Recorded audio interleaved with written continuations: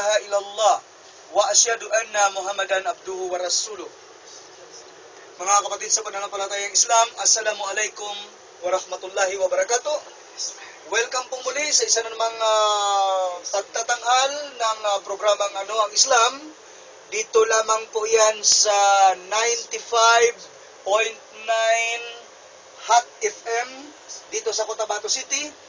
At alhamdulillah po, ngayong araw na ito ang simula na naman ng isang programa natin kung saan layon lamang natin pong mabigyan ng daan na maipaabot ang mga bagay na bahagi po ng katuruan ng reliyong Islam.